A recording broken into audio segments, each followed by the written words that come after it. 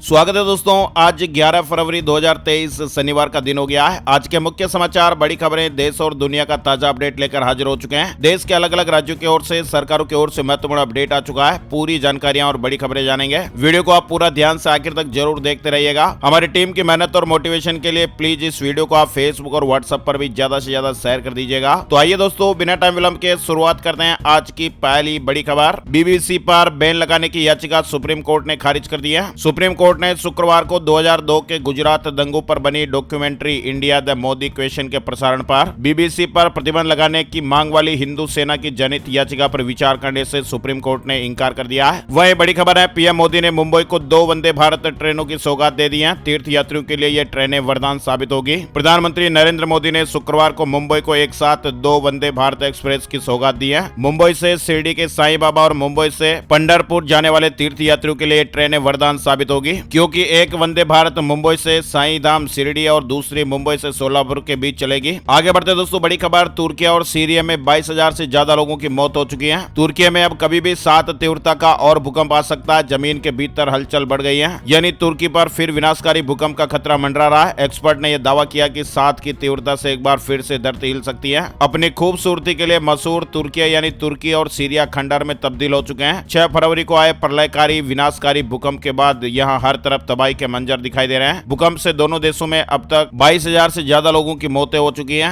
हजारों लोग घायल हैं और ये आंकड़े और भी बढ़ सकते हैं। भूकंप से आई आपदा के बाद तुर्की और सीरिया में चलाए जा रहे मिशन को भारत सरकार ने भी ऑपरेशन मदद का नाम दिया है और इस मिशन के तहत अब तक एनडीआरएफ और इंडियन आर्मी के 250 जवान तुर्की भेजे जा चुके हैं। वहीं 7 विमानों से 129 टन मेडिकल इक्विपमेंट और अन्य राहत सामग्री भी भेजी गई है। तुर्की में भूकंप में मध्य प्रदेश के दीपेंद्र भी मददगार साबित हो रहे हैं। सबके लिए उन्होंने अपने होटल के दरवाजे खोल रखे हैं। रहना और खाना सब फ्री मिल रहा है। यानी तुर्की में यह भीषण भूकंप आया और इसमें 22,000 लोगों की मौत हो चुकी है और यहाँ एक साथ कई शवों को दफनाया जा रहा है। सामूहिक कब्रें बनाई जा रही है। मलबे में दबे लोगों का रेस्क्यू जारी है। जो लोग जिंदा बच गए वे रहने खाने के लिए परेशान हो रहे हैं। और तो और दोस्तों, तापमान 6 डिग्री सेल्सियस और ऐसे में हाड़ कंपाने वाली सर्दी से लोग बेघर हैं। बर्फबारी ने उनकी परेशानियां भी बढ़ाई हुई है। भारतीय सेना तुर्की के कई शहरों में लोगों की मदद कर रही है। इसके अलावा वहां पर रह रहे भारतीयों ने भी मदद के हाथ बढ़ा दिए हैं और इनमें से एक दीपक भी है, जो मध्य प्रदेश के बुरहानपुर के रहने वाले हैं और वो वहां पर होटल चलाते हैं। उन्होंने अपने होटल के दरवाजे खुले रखे हैं। नमस्ते इंडिया होटल में भूकंप पीड़ित फ्री में रह रहे हैं। इसके अलावा फ्री में खाना भी खा रहे हैं। इनकी मेहनत और इनके जज्बे को हम सलाम करते हैं। यानी दुख की घड़ी में हम भारतीय किस तरह से एक साथ खड़े हो जाते हैं, ये एक उदाहरण है और इनकी मेहनत और जज्बे के लिए दोस्तों यहाँ पर एक लाइक तो जरूर बनता है। आगे बढ़ते दोस्तों, बड़ी खबर आ रही है। त्रिपुरा में आज 2 रैलियों को संबोधित करेंगे पीएम मोदी। असम में बाल विवाह मामले में गिरफ्तारियां जारी हैं। प्रधानमंत्री नरेंद्र मोदी शनिवार को त्रिपुरा में भारतीय जनता पार्टी के उम्मीदवारों के पक्ष में 2 चुनावी रैलियों को संबोधित करेंगे। असम में अब तक 2,789 लोगों की गिरफ्तारी हो गई है। बाल विवाह पर चल रही कार्रवाई के दौरान असम में गिरफ्तारियों का दौर जारी है। आरबीआई की ओर से बड़ा अपडेट आ रहा है। G20 देशों के यात्री अब भारत में यूपीआई का इस्तेमाल कर सकेंगे। आरबीआई ने सर्कुलर जारी कर दिया है। G20 दुनिया के विकसित और विकासशील देशों का एक मंच है। शुरुआत में इन्हीं देशों के यात्रियों को यूपीआई सुविधा मिलेगी। शुक्रवार को आरबीआई ने इस तरह का एक सर्कुलर जारी कर दिया है। वह दोस्तों, लखनऊ में शुक्रवार को पीएम मोदी ने ग्लोबल इन्वेस्टर समिट 2023 का इनॉग्रेशन कर दिया है और इस दौरान उन्होंने उत्तर प्रदेश में हुए बदलाव का जिक्र भी किया। पीएम मोदी ने कहा कि एक समय यूपी बीमारू राज्य कहलाता था। हर कोई यूपी से अपनी उम्मीदें छोड़ चुका था, लेकिन 5 से 6 साल में प्रदेश ने अपनी नई पहचान बनाई है। डंके की चोट पर खुद को बेहतर साबित किया है। आपको बता दें, 10 से 12 फरवरी यानी 3 दिन तक चलने वाली ग्लोबल इन्वेस्टर्स समिट का लखनऊ के डिफेंस एक्सपो ग्राउंड में आयोजन हो रहा है। यूपी सरकार ने दावा किया कि यह देश की सबसे बड़ी समिट है और इसमें 16 देश की 340 कंपनियां शामिल हुई हैं। इन्वेस्टर समिट 2023 में देश की सबसे बड़ी कंपनी रिलायंस यूपी में निवेश करेगी 75,000 करोड़ रुपए। अंबानी ने भी यह बड़ी घोषणा कर दी है और इस निवेश से उत्तर प्रदेश में करीब 1 लाख नए रोजगार के अवसर भी सृजित होंगे। शुक्रवार को यूपी ग्लोबल इन्वेस्टर समिट के उद्घाटन समारोह में यह अंबानी जी की तरफ से घोषणा की गई है। केंद्र सरकार एक और बड़ा फैसला लेने जा रही है। आतंकवाद और नक्सलवाद से जुड़े लोगों का संपत्ति से मालिकाना हक हटेगा। परिजन भी नहीं बेच पाएंगे और इसका सबसे ज्यादा असर जम्मू कश्मीर, छत्तीसगढ़, आंध्र प्रदेश, महाराष्ट्र, पूर्वोत्तर के राज्यों और उड़ीसा में पड़ने वाला है। लोकसभा में आम बजट पर चर्चा हुई। वित्त मंत्री ने जवाब दिया और कहा कि नई आयकर व्यवस्था से जनता को ज्यादा फायदा होगा। इसके अलावा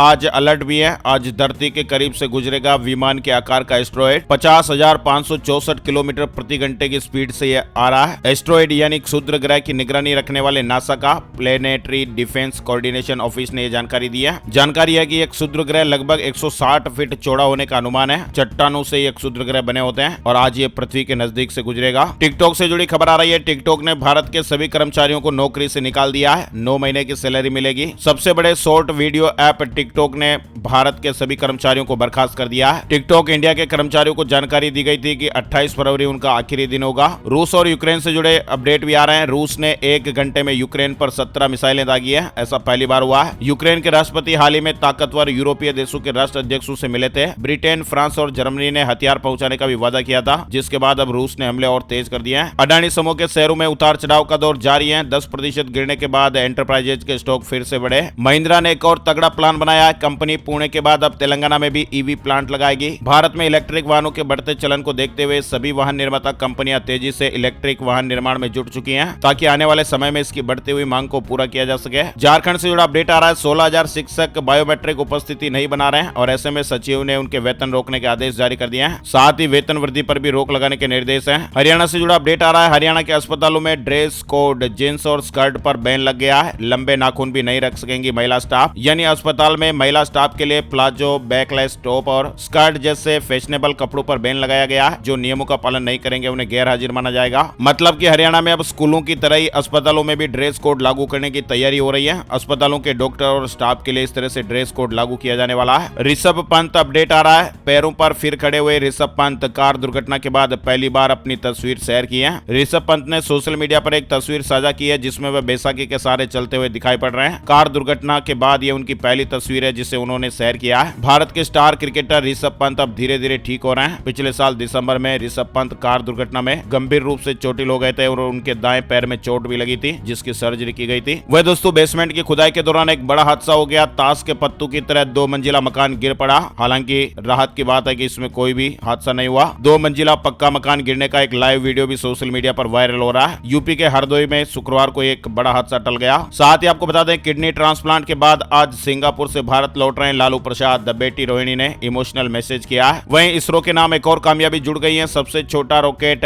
SSLV-D2 अंतरिक्ष में भेजकर इसरो ने कमाल कर दिया है। इसरो ने अपने सबसे छोटे रॉकेट का सफल लॉन्च किया है और ये रॉकेट ऑर्बिट में 3 सैटेलाइट स्थापित करेगा। दिल्ली एनसीआर पोल्यूशन से जुड़ा अपडेट आ रहा है। दिल्ली एनसीआर में डीजल जनरेटर के इस्तेमाल पर सख्ती। 15 मई से चलेंगे सिर्फ ये वाले सेट। वायु गुणवत्ता प्रबंधन आयोग ने शुक्रवार को कहा कि दिल्ली और राष्ट्रीय राजधानी क्षेत्र में 15 मई से 800 किलोवाट तक की क्षमता वाले डीजल जनरेटर सेट को औद्योगिक के साथ वाणिज्यिक क्षेत्र के लिए इस्तेमाल किया जा सकता है। बशर्ते इन जनरेटर को दोहरी ईंधन प्रणाली यानी गैस और डीजल से लेस कराना होगा। वहीं चंडीगढ़ हाउसिंग बोर्ड ने 18,138 फ्लैट का सर्वे करवाया है और सामने आई एक बड़ी सच्चाई। अब कार्रवाई की तैयारी हो रही है। चंडीगढ़ हाउसिंग बोर्ड ने स्मॉल फ्लैट का एक सर्वे करवाया और इस सर्वे के तहत ये जानना था कि जो फ्लैट लोगों को अलॉट हुए हैं उनमें वही रह रहे हैं या फिर कोई और रहता है। 18,138 स्मॉल फ्लैट का 2 बार सर्वे किया गया और इस दौरान करीब 1117 फ्लैट में असली अलॉटी नहीं मिले हैं और ऐसे में अब ऐसे लोगों के खिलाफ चंडीगढ़ हाउसिंग बोर्ड ने कार्रवाई शुरू कर दी है। 22 फ्लैट का तो अलॉटमेंट भी कैंसिल कर दिया है। मुंबई पोल्यूशन से जुड़ी खबर। मुंबई के गोवंडी इलाके में प्रदूषण का स्तर खतरनाक लेवल पर पहुंच गया है। बच्चे और बुजुर्ग खांसी से बेहाल, बीमारियों से जूझ रहे लोगों का जीना मुहाल। वह दोस्तों बड़ी खबर आ रही है। 12 साल बाद गुरु और सूर्य का बनेगा महासंयोग। इन राशियों के शुरू होंगे अच्छे दिन। 22 अप्रैल 2023 को ग्रहों के राजा सूर्य और बुद्धि व विवेक के ग्रह बृहस्पति की मेष राशि में युति होने जा रही है। सूर्य 14 अप्रैल को मेष राशि में प्रवेश करेंगे और 22 अप्रैल को गुरु भी मेष राशि में प्रवेश करेंगे, जिसके कारण सूर्य और बृहस्पति के मिलन से एक महासंयोग का निर्माण होगा और ऐसा संयोग 12 साल बाद हो रहा है। ज्योतिष शास्त्र में सूर्य और गुरु का गोचर बहुत ही महत्वपूर्ण माना जाता है। इस महासंयोग से कई राशियों को लाभ मिलेगा। मेष, मिथुन, तुला, लेकिन कुछ राशियां जिनको सावधान रहना होगा, वृषभ, कर्क और कन्या। चलिए आगे बढ़ते हैं। बड़ी खबर उत्तर प्रदेश से जुड़ी हुई है। लखनऊ में 10 मार्च तक धारा 144 लागू हो गई है। त्योहारों को देखते हुए यह फैसला लिया गया है। केंद्र सरकार ने बड़ा फैसला लिया है। थाईलैंड समेत इन देशों से आने वाले यात्रियों को नहीं भरना होगा ये फॉर्म। भारत सरकार ने चीन, सिंगापुर, हांगकांग, कोरिया, थाईलैंड और जापान से आने वाले यात्रियों को बड़ी राहत दी है। केंद्र सरकार के फैसले के मुताबिक अब विदेश से आने वाले इन यात्रियों को एक विशेष सुविधा फॉर्म नहीं भरना होगा, लेकिन पहले की तरह एयरपोर्ट पर अंतर्राष्ट्रीय यात्रियों के लिए 2% रैंडम टेस्टिंग है वो जारी रहेगी। हिमाचल प्रदेश में बर्फबारी से बिजली और पानी के प्लांट ठप हो गए हैं। 176 सड़कें बंद हैं। येलो अलर्ट जारी है। हिमाचल प्रदेश के अलग अलग इलाकों में लगातार बर्फबारी देखने को मिल रही है। वहीं 14 फरवरी को अब नहीं मनेगा काऊ हग डे। सरकार ने अपील वापस ले ली है।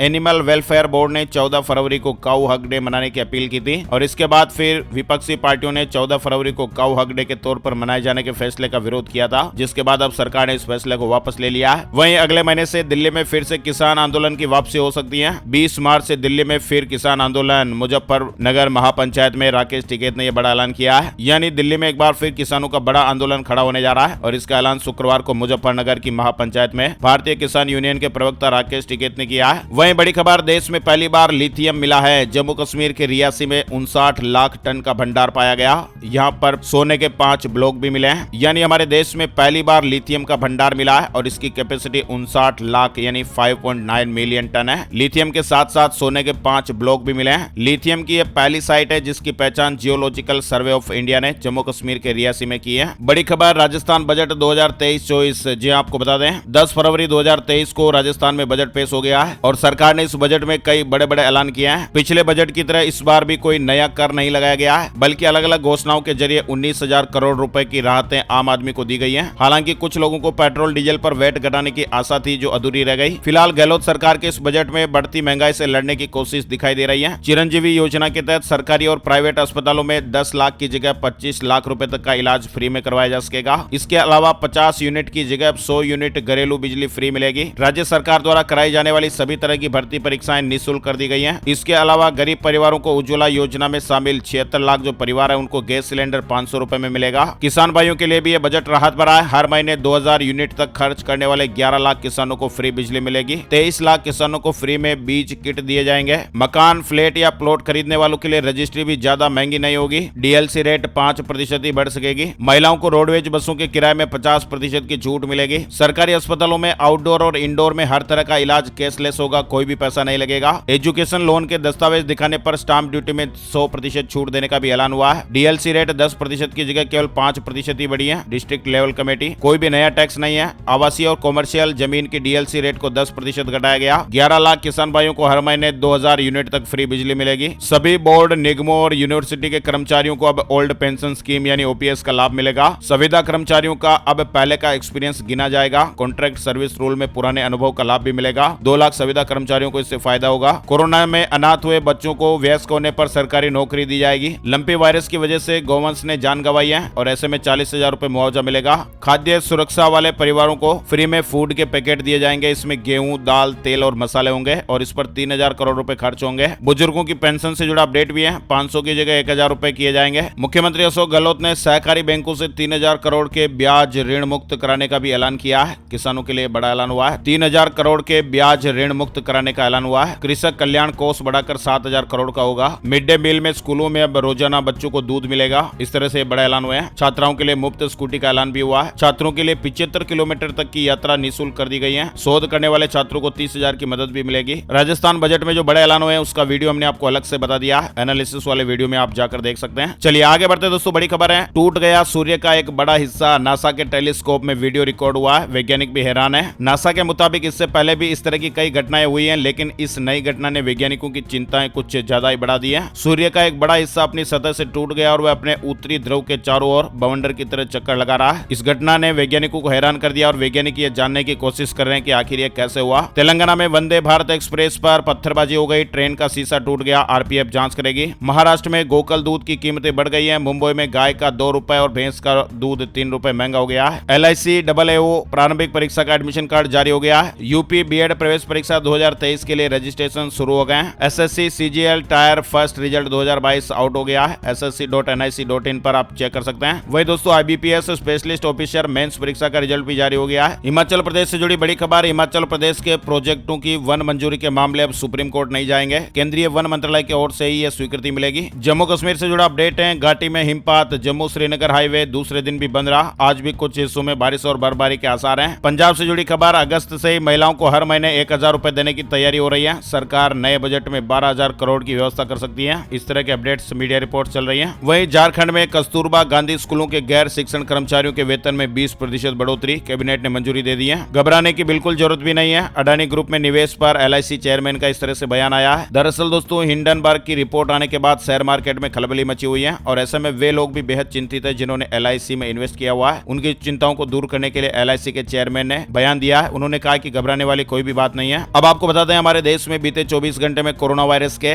114 नए मामले सामने आए हैं। 2 लोगों ने जान गंवाई है। और तो और दोस्तों gold price today, silver price today update, यानी सोने और चांदी के रेट क्या चल रहे हैं इसको लेकर जानकारी। सोने और चांदी के दामों में गिरावट आई है। शुक्रवार सुबह सोने का भाव 56,983 रुपए प्रति 10 ग्राम पर रहा। वहीं चांदी का भाव 66,425 रुपए प्रति किलोग्राम पर रहा। रहा है। IBJ की ऑफिशियल वेबसाइट पर आपको इसकी और डिटेल जानकारी मिल जाएगी। तो दोस्तों आज के मुख्य समाचार में फिलहाल बस इतनी ही खबरें। अगर आपको हमारा प्रयास अच्छा लगा है तो प्लीज वीडियो को लाइक और शेयर जरूर कर दीजिएगा। Thank you, take care, good bye, जय हिंद, जय भारत, वंदे मातरम।